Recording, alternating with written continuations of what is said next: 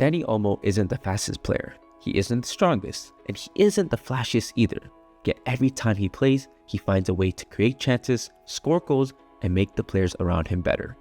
That's because Olmo doesn't rely on athleticism, he relies on intelligence. Before he even receives the ball, he's already scanning the pitch, reading defenders, and planning his next action. Every movement has a purpose, every touch creates an advantage, and every decision helps his team progress the attack. This is a tactical analysis on Dani Olmo. When people think of great dribblers, they usually think of players who beat defenders with pace or skill moves. Dani Olmo is different.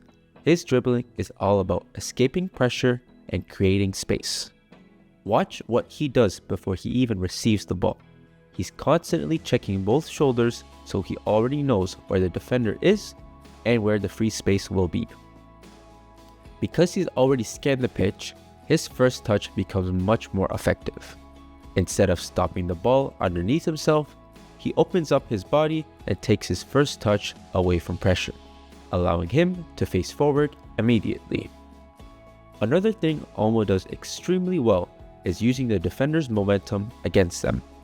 Rather than rushing into space, he'll often hold the ball for an extra moment, encouraging the defenders to step in. As soon as they commit, he shifts the ball into the space they've just left.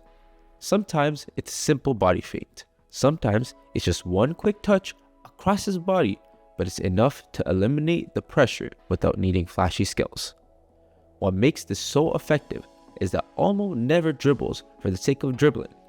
Every carry has a purpose. Sometimes it's to open a passing lane, sometimes it's to draw another defender out of position, and sometimes it's simply to give himself an extra second on the ball. He understands that moving the ball 1 meter can completely change the attack. That's why his dribbling is so efficient.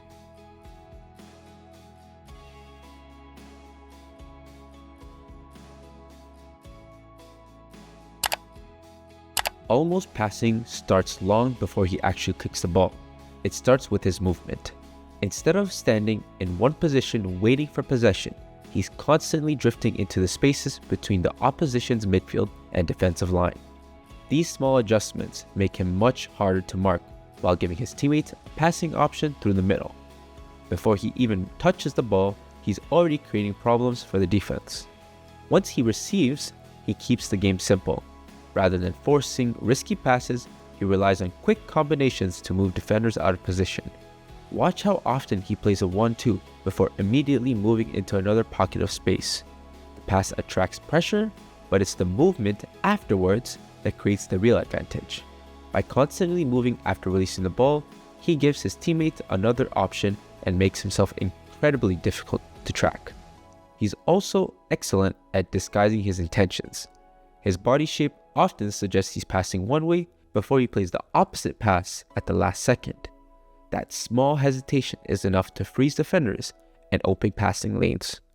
It's not about playing impossible passes every time he gets the ball. It's about making the right passes at the right moment. That's what makes Olmo such an intelligent playmaker.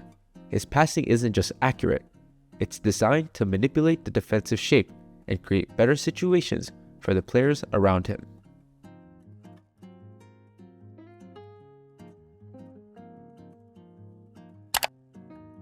Although Dani Olmo is known as a creator, his movement inside the box makes him a genuine goal-scoring threat.